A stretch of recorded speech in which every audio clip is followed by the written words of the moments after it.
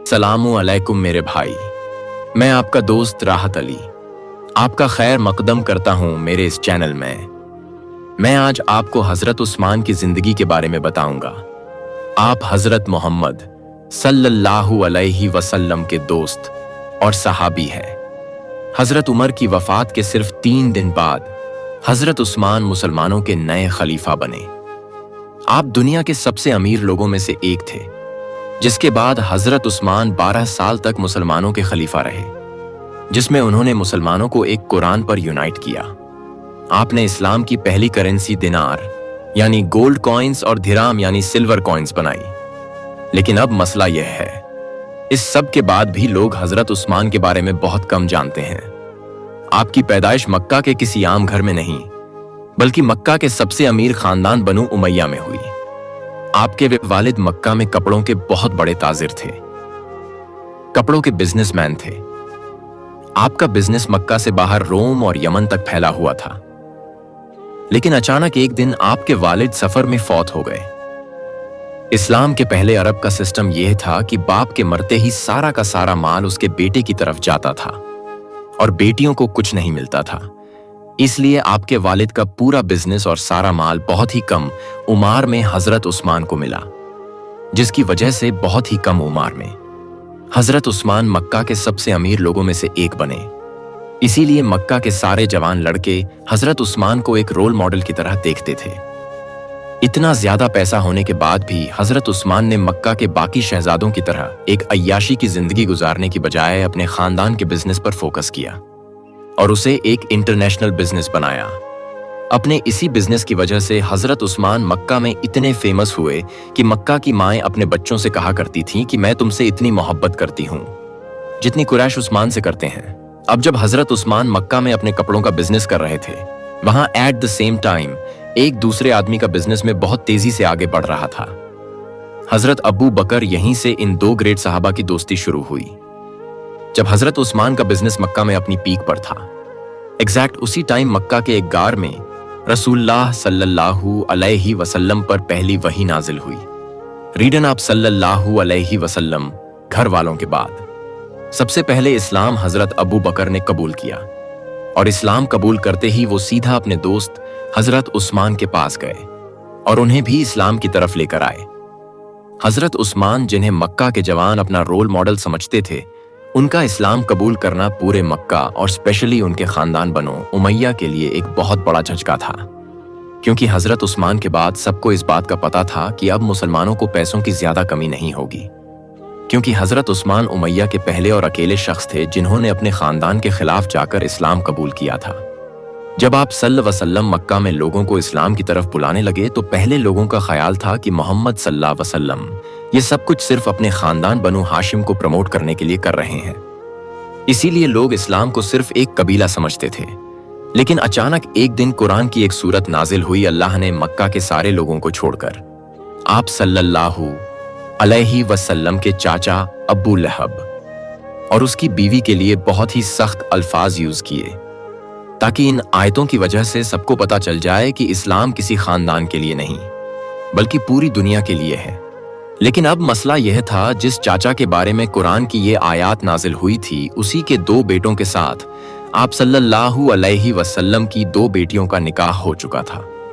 तो अब जब इन आयत का आप सल्लल्लाहु अलैहि वसल्लम के चाचा अबू लहब और उसकी बीवी को पता चला तो उन्हें बहुत गुस्सा आया और उन्होंने आप सल्लल्लाहु अलैहि वसल्लम से बदला लेने के लिए अपने बेटों को हुक्म दिया कि वो आप सल्लल्लाहु अलैहि वसल्लम की बेटियों को तलाक दे दे।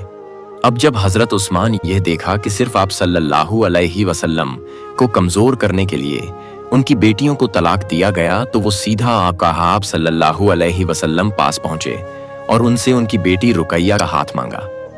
इस तरह हजरत उस्मान आप सल्लल्लाहु अलैहि वसल्लम के बहुत ही करीब हो गए। ये देखकर उनका खानदान बनु उमैया आखिर और बर्दाश्त नहीं कर सका, क्योंकि यह बनु उमैया के लिए एक बहुत बड़ी बेइज्जती थी। तो अब बिल्कुल बाकी मुसलमानों की तरह बनु उमैया भी हजरत उस्मान जैसे पावरफुल इंसान पर जुल्म करने लगे। कहा जाता है कि उनके एक चाचा हाकम उन्हें रस्सियों से बांधकर मारा करते थे और उनका पूरा खानदान उन्हें इस्लाम छोड़ने का कहता रहता था। लेकिन हजरत उस्मान इस सब के बाद भी अपने खानदान के खिलाफ जाकर आप सल्लल्लाहु अलैहि वसल्लम साथ खड़े रहे। इसके कुछ ही अरसे बाद मक्का में आखिर एक ऐसा टाइम आया कि अब कुछ मुसलमान अब और यहां नहीं रह सकते थे, क्योंकि अब मक्का वालों ने मक्का के 2 मुसलमानों को शहीद कर दिया था।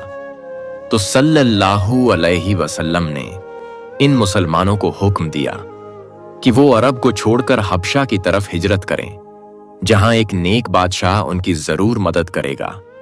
आप सल्लल्लाहु अलैहि वसल्लम के बाद हजरत उस्मान अपनी बीवी रुकैया और कुछ और मुसलमानों के साथ अरब को छोड़कर इथियोपिया मतलब हबशा की तरफ चले गए, और वहां जाकर हजरत उस्मान ने अपनी बिजनेस की नॉलेज को यूज करके एक नया बिजनेस एस्टैब्लिश किया। अब जब हजरत उस्मान यहां हबशा में थे, वहां मक्का वालों ने सल्लल्लाहु अलैहि वसल्लम उनके खानदान का बॉयकॉट करके उन पर बहुत जुल्म किया। लेकिन हजरत उस्मान मक्का से बहुत दूर होने की वजह से आप सल्लल्लाहु अलैहि वसल्लम की मदद नहीं कर सके। 4 साल हबशा में गुजारने के बाद अचानक हबशा में एक अफवाह फैली कि मक्का के सारे लोग इस्लाम कबूल कर चुके हैं। यह सुनकर हजरत उस्मान और बाकी मुसलमान हबशा छोड़कर वापस मक्का की तरफ आए, लेकिन यहां आकर उन्होंने देखा कि यह सब कुछ बिल्कुल झूठ था। लेकिन अब मक्का से वापस हबशा जाने की बजाय रसूलुल्लाह सल्लल्लाहु अलैहि वसल्लम ने मुसलमानों को मदीना की तरफ हिजरत करने का हुक्म दिया। अब मदीना मक्का से बिल्कुल ऑपोजिट एक बहुत ही गरीब इलाका था, और वहां पर मुसलमानों के हालात इतने खराब थे कि उन्हें पीने के लिए पानी भी अवेलेबल नहीं था।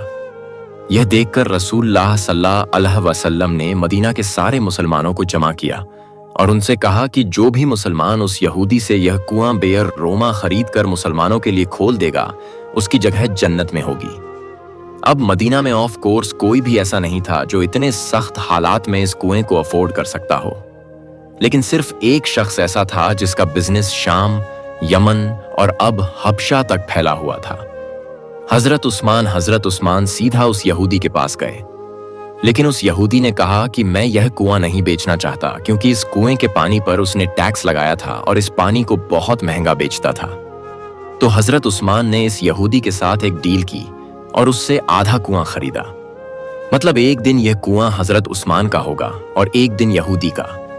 उस यहूदी ने यह ऑफर खुशी से एक्सेप्ट कर ली, लेकिन कुछ दिनों बाद उसे पता चल गया कि यह उसने बहुत बड़ी गलती की है, क्योंकि जिस दिन यह कुआं हजरत उस्मान के पास होता था, उस दिन मदीना के सारे लोग आकर इस कुएं से पानी भर कर ले जाते थे, और अगले दिन यहूदी के पास कोई भी पानी लेने के लिए नहीं आता था। मतलब इस कुएं से यहूदी की कमाई बिल्कुल खत्म हो चुकी थी। तो इस यहूदी ने हजरत उस्मान के पास आकर मजबूरन उन्हें सारा कुआं बेच दिया, और इस तरह हजरत उस्मान ने 20,000 दरहम में यह कुआं खरीद कर मुसलमानों के लिए डोनेट कर दिया। यह हजरत उस्मान की इतनी बड़ी डोनेशन थी कि इसे आज तक पूरी दुनिया याद करती है, क्योंकि यह कुआं और इसके पास जमीन आज तक हजरत उस्मान के नाम पर सऊदी अरब में रजिस्टर्ड है, और इस कुएं और इसके आसपास जमीन से जितनी इनकम आती है, उससे हजरत उस्मान के नाम पर ही मदीना में एक बहुत बड़ा होटल बनाया गया है। यह होटल हर साल हजरत उस्मान के नाम पर 50 मिलियन रियाल कमाता है, करोड़ रियाल, जो ऑलमोस्ट 400 करोड़ बनते हैं, जिसे पूरा का पूरा गरीबों में तकसीम कर दिया जाता है। मतलब हजरत उस्मान वाहिद सहाबी है जिनके नाम से आज तक अल्लाह की राह में करोड़ों दिए जाते हैं। यह कुआं खरीदने के कुछ ही अरसे बाद इस्लाम की पहली जंग का टाइम आया, जंग बदर, जिसमें रसूलुल्लाह सल्लल्लाहु अलैहि वसल्लम मदीना से 313 मुसलमानों की फौज लेकर बदर की तरफ रवाना हुए। लेकिन मसला यह था कि हजरत उस्मान मुसलमानों की इस फौज में नहीं थे, क्योंकि उनकी बीवी और आप सल्लल्लाहु अलैहि वसल्लम की बेटी रुकैया की तबीयत बहुत खराब थी। इसीलिए आप सल्लल्लाहु अलैहि वसल्लम ने हजरत उस्मान को मदीना में रहने का हुक्म दिया। लेकिन अब जब आप सल्लल्लाहु अलैहि वसल्लम और मुसलमान जंग बदर लड़ने में बिजी थे, वहां उनकी बेटी रुकैया की तबीयत बहुत खराब हुई और वो इस दुनिया से चली गई। जब रसूलुल्लाह सल्लल्लाहु जंग बदर जीतकर वापस मदीना पहुंचे तो मुसलमान बहुत खुश थे और जंग जीतने का जश्न मना रहे थे। लेकिन उसी वक्त आप सल्लल्लाहु अलैहि वसल्लम को उनकी बेटी रुकैया की मौत की खबर दी गई, जिस पर आप सल्लल्लाहु अलैहि वसल्लम को इस जीत के दिन भी बहुत दुख हुआ। रुकैया रज़ अल्लाह ताला अनहा की मौत के बाद मदीना के लोगों ने देखा कि हजरत उस्मान बहुत ही दुखी और परेशान रहने लगे, और जब उनसे पूछा गया तो उन्होंने बताया कि रुकैया की मौत का दुख तो मुझे है ही, लेकिन मुझे इस बात का भी गम है कि उनके जाने के बाद मेरा रिश्ता रसूलुल्लाह सल्लल्लाहु अलैहि वसल्लम के साथ टूट चुका है। यह सुनकर आप सल्लल्लाहु अलैहि वसल्लम ने अपनी दूसरी बेटी उम्मे कलसूम की शादी भी हजरत उस्मान से कराई, जिसके बाद हजरत उस्मान का नाम जुनूरैन पड़ा, मतलब दो नूरों वाला। बदर की जंग ऐसा एक ही इवेंट था जिसमें हजरत उस्मान मुसलमानों के साथ शामिल नहीं थे, क्योंकि बदर के बाद हजरत उस्मान इस्लाम की हर बड़ी जंग ओहद और खंदक जैसी बड़ी जंगों में शामिल थे। और इसके बाद आया हजरत उस्मान की जिंदगी का सबसे इंपॉर्टेंट इवेंट कि जब खंदक की जंग के बाद मुसलमान मदीना से उमरा करने के लिए मक्का की तरफ रवाना हुए।